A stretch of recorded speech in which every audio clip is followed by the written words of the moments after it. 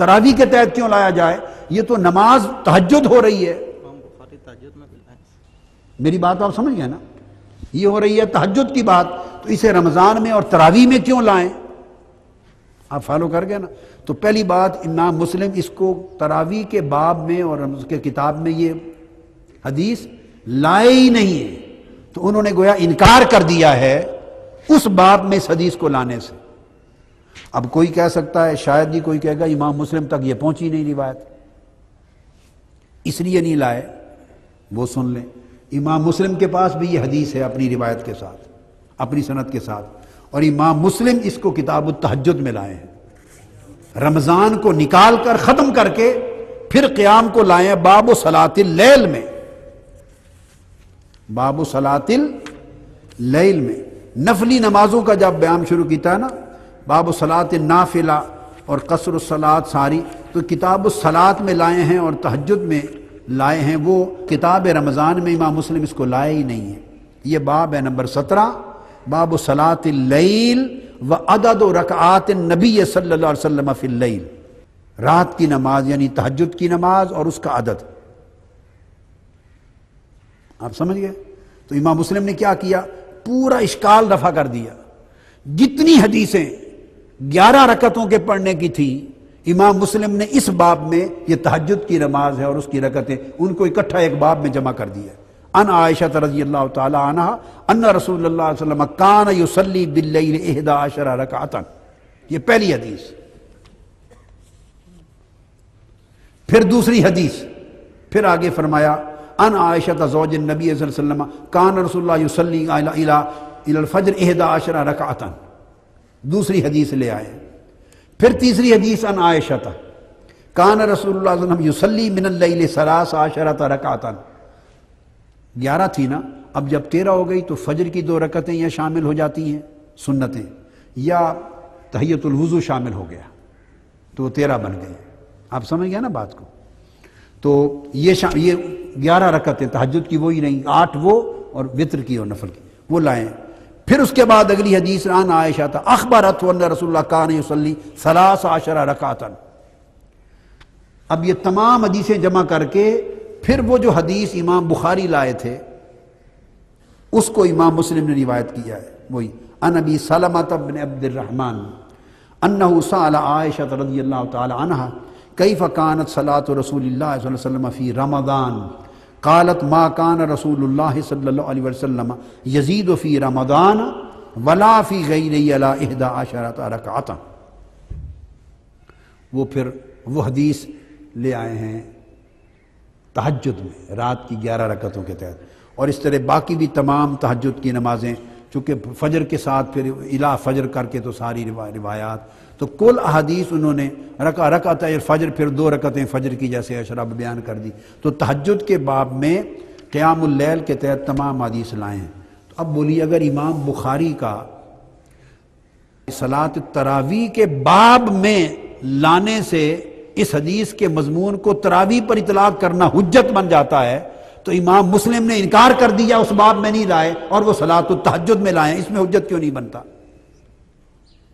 وہ ان کا اجتہاد تھا، یہ امام مسلم کا اجتہاد ہے، اور انہوں نے دلیل میں ساری حدیثیں جمع کر دی ہیں کہ تمام کی تمام حدیثیں غیر از رمضان ہیں، جو رمضان سے متعلق نہیں ہیں، اور وہ ساری حدیثیں جب ایک ہی مضمون کی ہیں تو یہ حدیث اس طرف کیسے چلی جائے گی؟ اسی مضمون سے متعلق ہے۔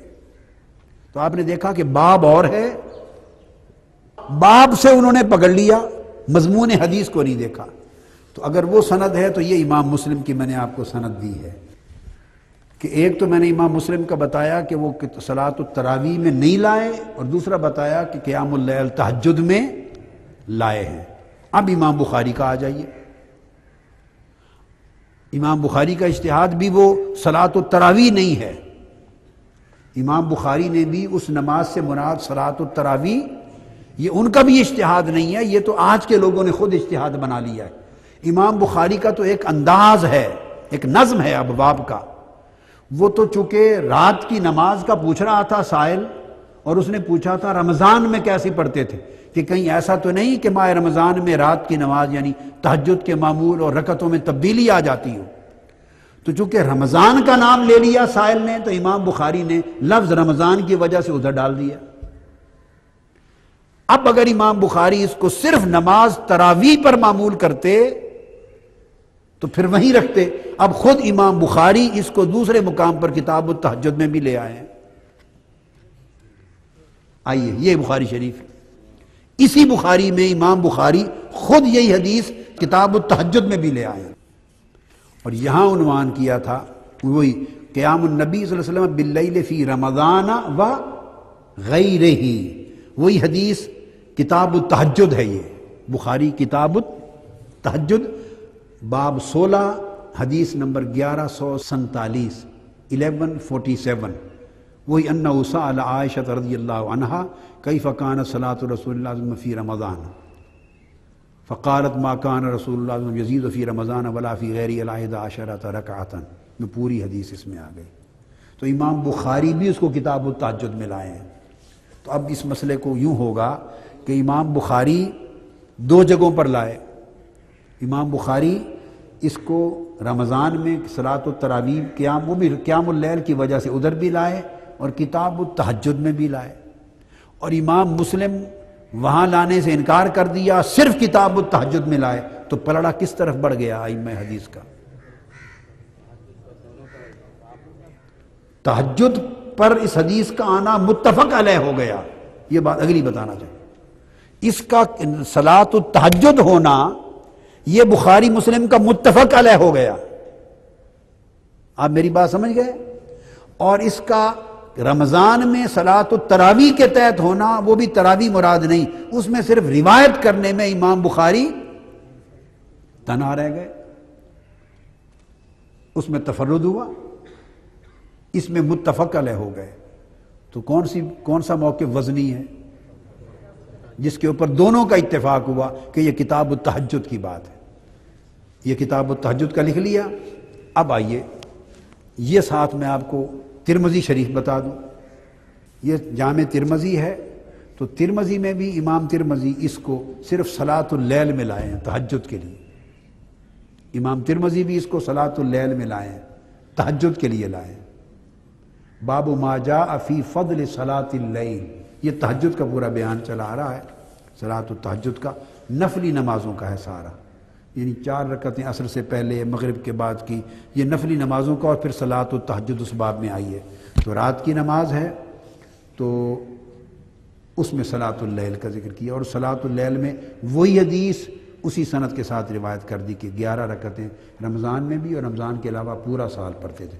تو امام ترمذی کا پلڑا بھی، ووٹ بھی کتاب تہجد پہ آ گیا۔ اب یہ بات میں نے آپ کو جو کہی تھی یہ رکھ لیں، سمجھانا مقصود ایک نقطہ تھا کہ کبھی ایسا ہوتا ہے کہ اس سے یہ بھی ایک فن ہے کہ کس نے کس باب کے تحت لایا ہے، کس نے کس باب کے تحت، اس سے اس محدث کا، امام الحدیث کے فہم کا پتہ چلتا ہے، اس کے مسلک کا، اس کے مشرب کا، اس کے موقف کا، رجحان کا پتہ چلتا ہے، اور وہ رجحان اس حدیث کے معنی کو سمجھنے میں مدد دیتا ہے، ایک سند قائم ہو جاتی ہے۔ اب اس لیے میں نے یہ سارا پوری بات تفصیل اس لیے کر دی میں نے کہ چلو ایک مسئلہ ہے تو وہ بھی ساتھ ہی بیان ہو جائے گا، آپ کی سمجھ میں آ جائے گا۔